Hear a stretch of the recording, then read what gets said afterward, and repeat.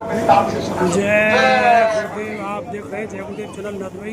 आज दिनांक 31 जुलाई 2025 का दिन गांव कैमासी, जहां पर हमारे श्री सम्मानीय श्री राम रतन जी अध्यापक जी जो शिक्षा विभाग से सेवानिवृत्त होकर आए हुए हैं, इनके देखिए आप भेटा बांध के उनका स्वागत किया जा रहा है। आप सामने कुछ लोगों का चित्र देख रहे हैं। और इस समय हमारे विधायक जी श्री गोपीचंद जी गुरु महाराज का संदेश वचन आपको सुनाएंगे, जिसका प्रथम भाग अभी आप देख रहे हैं। जय गुरुदेव।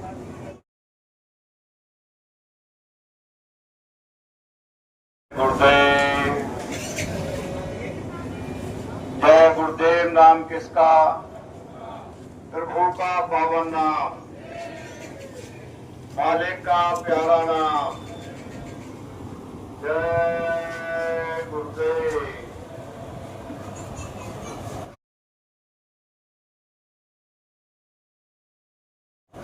सर्वव्यापक, सर्वशक्तिमान, सर्वसमर्थ, हाजिर नाजिर, मज्जासीन, मुझे सचमुच दाता दयालु के चरण कमलों में पूरी पूरी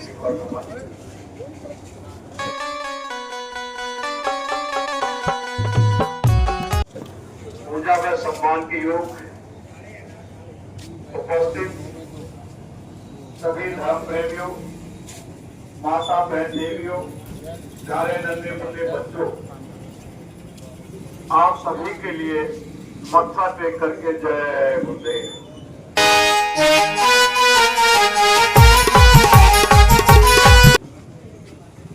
देखिए धर्म प्रेमियों, आज मास्टर राम रतन जी का सरकारी सेवा कार्य का कार्यकाल पूर्ण होने के उपलक्ष्य में इस कार्यक्रम का आयोजन किया गया। वर्तमान परिस्थितियों के अंदर सामने आप देख रहे हैं हमारे गुरु महाराज जी का सेवा हम राजकाज की सेवा के लिए जब श्री राम रतन सेवाएं देते हैं, इनके गर्दन उन में सेवाओं में सिर भी पर फेंटा बंधा हुआ है। हमारे आपका कार्यकाल सही सलामत निकल जाए और व्यवस्थित तरीके से अपनी सेवाओं को अच्छा आयाम दे करके अपने कार्यकाल को पूरा करके अपने घर पर आने पर उस मालिक को आभार प्रकट करने के लिए, उस मालिक को धन्यवाद देने के लिए और उसी मालिक को याद करने के लिए आप हम सब लोगों को आमंत्रण किया है। भंडारे भोजन प्रसादी का भी व्यवस्था की है और उसी के साथ साथ इस परिवार के अंदर जब सभी लोग बाबा जय गुरुदेव महाराज के संगत के प्रेमी हैं, आपने सम्मानीय राम स्वरूप जी का वेशभूषा को देखा कि वलकल वस्त्र पहन करके आपके परिवार में बैठे हैं और सब परिवार के लोग उस आध्यात्मिक रास्ते पर चलने का मन और भाव लेकर के अपने पारिवारिक जीवन को जीने का काम कर रहे हैं। इस कार्यक्रम के अवसर पर इन सब परिवार के लोगों ने मन और भाव के अंदर ये सोच और विचार रखा कि गुरु महाराज के संदेश की चर्चा जो लोग इस कार्यक्रम के अंदर उपस्थित होते हैं, उन सब लोगों के बीच में बाबा जय गुरुदेव महाराज के भक्त और सेवादार इस कार्यक्रम के साथ में आज हम आप सबके साथ में यहाँ पर उपस्थित हुए हैं और अपने इस गुरु परिवार की परंपरा के मुताबिक अपने संत सद्गुरु दाता दयालु के उस आध्यात्मिक संदेश की चर्चा आज के बीच में करने का आदेश हुआ है। अब मैं आपके बीच में गुरु महाराज की दया और कृपा से उनके उस संदेश को रखने की प्रयास कर रहा हूँ, जिस संदेश को मानव योनि के जीवन में अपनाने की बहुत आवश्यकता है। हे धर्म प्रेमियों, अपना ये देश संत महात्मा ऋषि मुनियों का देश रहा है। इस सृष्टि की रचना के साथ साथ इस सृष्टि में लोक और परलोक की व्यवस्थाओं के बारे में हमेशा संत महात्मा फकीर औलियाओं ने इस मानव समाज को रास्ता दिखाने का काम किया है। इस सृष्टि की रचना को उस रचनाकार ने 4 काल चक्रों में विभाजित किया है। सतयुग, त्रेता, द्वापर और कलयुग। सतयुग के अंदर आदमी की उम्र 1 लाख वर्ष के आसपास होती थी और आदमी की ऊंचाई 31 फुट हुआ करती थी और उस समय हड्डी में प्राण था। सब योगी विज्ञानी कर हो ध्यान करे भक्त प्राणी, सत्य के अंदर सब योगी और विज्ञानी हुआ करते थे। उस मालिक का ध्यान करके जीते जी प्रभु को पाने के रास्ते पर चल करके अपने निज घर को चले जाते थे।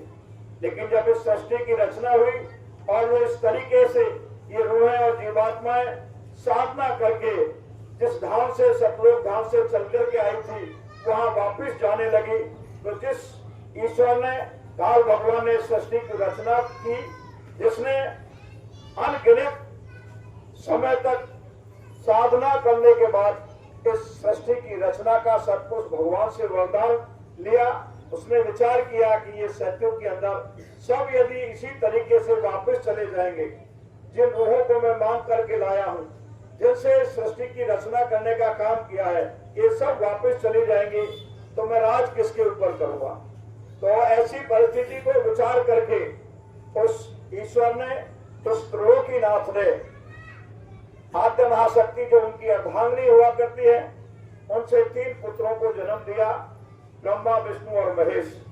तीनों को ये कह दिया आद्य महाशक्ति के लिए कि इनको मेरा भेद बताना नहीं। स्वयं तो जाकर के साधना में बैठ गए और इनको साधना के लिए जंगल में भेज दिया। 20,000 वर्ष तक इन्होंने अपनी अपनी साधनाएं की। साधना करने के बाद जब वापस चल करके आए, तीनों से पूछा गया कि तुमने क्या सुना, क्या देखा। तो विष्णु और महेश ने तो कहा कि ना हमने कुछ देखा ना हमने सुना, उनको उस भेद का आभास नहीं हुआ। ब्रह्मा जी ने कहा कि मैंने सुना है और देखा भी है, लेकिन ब्रह्मा जी ने देखा कुछ नहीं था, उनको सुनाई दिया था और एक आकाशवाणी सुनाई दी थी। उस आकाशवाणी के माध्यम से 1 लाख श्लोक सुनाए गए थे जो भोजपत्र के ऊपर लिखे गए, जिसमें 80,000 कर्मकांड के थे, 16,000 उपासना कांड के थे और 4,000 ज्ञान कांड के थे। उन 1 लाख श्लोकों के बारे में महात्माओं को उस काल भगवान ने, ईश्वर ने, त्रिलोकीनाथ ने यह आदेश दिया कि पूरे मानव समाज को जाकर के इन 80,000 कर्म कांडों के बारे में बता दो, इनको जाकर के सुना दो कि ऐसा करोगे तो ऐसा मिलेगा और ऐसा करोगे तो ऐसा मिलेगा। कर्म की परिभाषा को आम मानव समाज के लिए समझाने का आदेश दिया। 16,000 उपासना के बारे में भी कहा कि इन 16,000 उपासना के मंत्रों को भी जाकर के आम मानव समाज को सुना दो कि इस तरीके से आप उपासना करोगे तो आप शक्ति प्राप्त कर सकते हो, क्षमता प्राप्त कर सकते हो। जिन्होंने उस समय पर साधना की, साधना करके उन 16,000 मंत्रों की उपासना से बड़ी बड़ी ताकत को अर्जन करने का काम किया। 4,000 श्लोक उनके अंदर ज्ञान कांड के थे, जिसमें ज्ञान के बारे में अंधकार से प्रकाश की तरफ इशारा करने के लिए चर्चा की गई। लेकिन उन 4 से भी आगे नेत शब्द का उपयोग किया कि ये 4,000 ही पर्याप्त नहीं है, इससे आगे और है, और उसको बताने का काम वो संत महात्मा फकीर औलिया वेदी पुरुष जो जहां से हम आए वहां तक जाने का सफर तय कर चुके हैं, वो उसका भेद बताने का काम करेंगे। जब 10,000 वर्ष तक और इस सृष्टि के ऊपर मानव समाज के लिए इन 1 लाख श्लोकों को बताया गया और बताने के बाद कर्म की आजादी आपको मिल गई।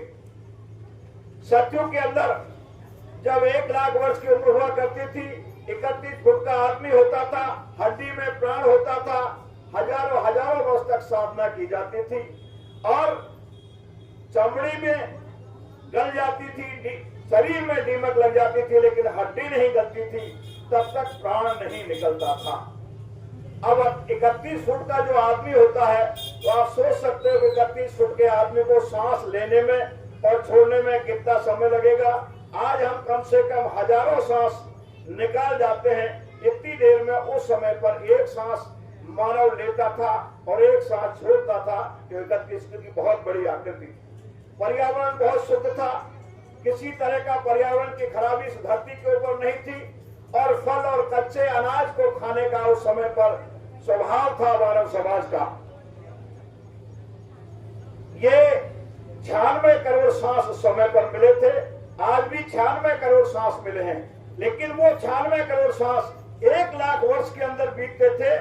वो क्योंकि उनका सांस लेने का तरीका 31 फुट के आदमी का धीरे से सांस लेता था बहुत ज्यादा देर तक और फिर देरी से उसको निकालता था। 1 लाख वर्ष के अंदर 96 करोड़ सांस पूरे हुआ करते थे। ऐ धर्म प्रेमियों, जब आप लोगों को कर्म की आजादी मिली और आपको कर्म करने की छूट मिल गई कि अच्छा करो बुरा करो, आप पर कोई पाबंदी नहीं है, लेकिन ये समझ लो कि इसका परिणाम ये है और इसका परिणाम ये है। इस आजादी के फेर में आकर के कभी हमने अच्छा किया, कभी हमने बुरा किया और हमारे आप के ऊपर पाप का आवरण बढ़ने लगा और पाप के आवरण बढ़ने के कारण हमने अपने खान पान को खराब करने लगे, प्रकृति के ऊपर भी छेड़छाड़ करने लगे, पर्यावरण को भी हमने खराब करने का काम करना शुरू किया। उसके कारण से धर्म प्रेमियों, सतयुग के अंदर हरि नाम को सिद्ध किया गया था और सतयुग के बाद में जब त्रेता आया तो उस 1 लाख की वर्ष की उम्र में से मात्र 10,000 वर्ष की उम्र रह गई। सतयुग के अंदर मन की आकृति हाथी के समान विशाल थी और त्रेता के अंदर आदमी की उम्र 10,000 वर्ष रह गई थी और शरीर की लंबाई 21 फुट रह गई। आपको उस समय पर भी 96 करोड़ सांस लेने का दिया था, लेकिन 21 फुट का आदमी 10,000 वर्ष के अंदर उन 96 करोड़ सांसों को पूरा कर लेता है। उस समय पर धर्म प्रेमियों जब तक यज्ञ की साधना हुआ करती थी। धर्म प्रेमियों, उस समय जब तक यज्ञ के माध्यम से साधना का रास्ता तपस्याएं की जाती थी, उस समय पर भी सैकड़ों वर्ष तक मानव समाज साधना किया करता था। लेकिन उस त्रेता युग के अंदर राम नाम को सिद्ध किया गया था और जब त्रेता युग के अंत में जाकर के, क्योंकि हर युग में हर युग का आगमन होता है, सतयुग के अंत में हिरण्यकश्यप के रूप में बहुत सारे राक्षस आए थे, वहां भी कलयुग की छाया आई थी और उस कलयुग के आने पर उस समय भक्त प्रहलाद ने साधना करके उस आध्यात्मिक संदेश को देने का काम किया था। विस्तार से इसलिए नहीं बताऊंगा कि आप और हम सब लोग जानते हैं भक्त प्रहलाद का किस तरह का विलक्षण इतिहास रहा था। भक्त प्रहलाद को मारने के लिए उन्होंने सर्प के नदी के अंदर सर्पों में डालने का प्रयास किया, पहाड़ की चोटियों से नीचे गिरने का काम किया, हाथियों से जहरी खूंखार हाथियों से कुचलवाने का काम किया, आग में जलाकर भी मारने का काम किया। लेकिन धर्म प्रेमियों, इन सारी परिस्थितियों में से भी जब भक्त प्रहलाद सुरक्षित रहा और हिरण्यकश्यप ने सोचा कि अब इसको कोई नहीं मारेगा और ये मेरे को स्वीकार नहीं करेगा, वो स्वयं अपने आप को भगवान और ईश्वर घोषित करना चाहते थे। तब हिरण्यकश्यप ने खम्भे को गर्म करके और अपने ही दरबार के अंदर लोहे के खम्भे को गर्म करके भक्त प्रहलाद को बांध करके प्रणाम करने की तैयारी की। भक्त प्रहलाद जब उस खम्भे के पास में पड़ोस में आकर के बिठाया और कहा कि अब 5 मिनट के बाद में और इस खम्भे से या तो तुम मेरे को ईश्वर मान लो, नहीं इस खम्भे से बांधा जाऊंगा। खम्भा सुरख लाल हो रहा था। भक्त प्रहलाद ने विचार किया कि आज मेरी जीवन लीला पूरी हो जाएगी, प्रभु की गोद में चला जाऊंगा। वो हरि का नाम जपते रहे, लेकिन जपने के साथ साथ ही उन्होंने विचार किया कि आज इस खम्भे के ऊपर मुझे बांधा जाएगा, मेरा ये नशा शरीर जलेगा। जब गौर से उस खम्भे को देख रहा था तो धर्म प्रेमियों उसी समय उस खम्भे के ऊपर एक चींटी दौड़ रही थी और चींटी को देख करके भक्त प्रहलाद का भरोसा और विश्वास हुआ, जब चींटी नहीं जल रही है तो तू भी कैसे जल पाएगा, मेरा प्रभु यहाँ पर भी मेरी रक्षा करेगा। जब इस तरह का विश्वास उनका शत प्रतिशत बढ़ा, उसी समय पर वो खम्भा फट गया और उसी में से नरसिंह भगवान प्रकट हुए और हिरण्यकश्यप को वहां पर प्रणाम करने का काम किया। जब उस सतयुग का अंतिम चरण पूरा होता है, कलयुग को विदा करने की फिर परिस्थिति आ जाती है और त्रेता का आगमन इस धरती के ऊपर होता है। कलयुग सतयुग के अंदर हरि नाम को सिद्ध किया था, वो प्रभु के नाम से जाना गया। हरि के नाम उस परमात्मा के नाम, उस प्रभु के नाम अनगिनत नाम है। वो तो अनामी है, अजपा है। आप जिस भाव के साथ में जिस नाम से उसको सिद्ध करके पुकारने का काम करोगे, उसी नाम से वो मालिक प्रकट होता है। और संत महात्मा फकीर औलिया इस नाम को सिद्ध करने का काम करते हैं। सतयुग के अंदर हरि नाम को सिद्ध किया गया।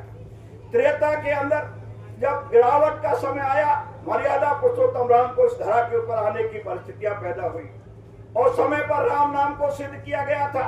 है धर्म प्रेमियों, आज इस धरती के ऊपर मर्यादा पुरुषोत्तम राम के रामचरितमानस की हम और आप सब लोगों को कहीं न कहीं थोड़ा बहुत बोध है। मर्यादा पुरुषोत्तम राम के चरित्र को हम जानते भी हैं, लेकिन मानते कितने हैं इसके ऊपर विचार करने की आवश्यकता है।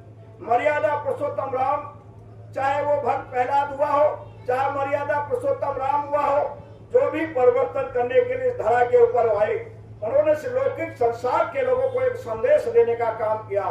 जिस धन और दौलत से, जिस ताकत से, जिस बंदूक से, जिस फौज से हम और आप लोग इस दुनिया को बदलना चाहते हैं और इस दुनिया पर काबिज होना चाहते हैं, वो कभी भी कामयाब हो नहीं पाए। थोड़े समय के लिए ये स्थिति जरूर पैदा हुई। मर्यादा पुरुषोत्तम राम जब अपने माँ बाप के घर से वन के लिए निकले थे, खजाने को वहां छोड़ करके आए और जितनी भी सेनाएं थी उसको वहां छोड़ करके आए, घर परिवार कुटुंब को वहां छोड़ करके आए।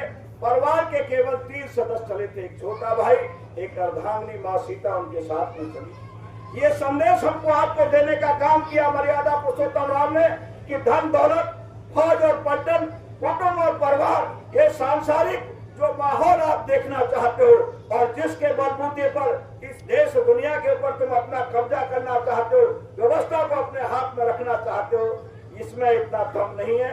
जंगल में रह करके 14 वर्ष जंगल में रहे, 11 वर्ष एक पर्वत पर बैठ करके उन्होंने साधना करने का काम किया। 11 वर्ष तक साधना करने के बाद जब उनके अंदर वो ताकत आई परिवर्तन करने की, और तब वहां से चल करके वो संत और महात्मा का आशीर्वाद लिया और आशीर्वाद लेकर के उसी दौर में माँ सीता का अपहरण होता है। फिर माँ सीता के खोज करने के लिए मर्यादा पुरुषोत्तम राम पेड़ और पौधों से बात करते हैं, पक्षियों से बात करते हैं, वनवासियों से बात करते हैं कि आपने कहीं सीता को देखा। उस समय के लोग मर्यादा पुरुषोत्तम राम के ऊपर भी मखौल उड़ा रहे थे। उस समय के लोग सोचते थे ये कैसा राम है, ये नारी के खातिर पत्तों से बात कर रहा है, ये पेड़ों से बात कर रहा है, ये आदिवासी जंगल और जंगल के जीवों से बात करने का काम कर रहा है।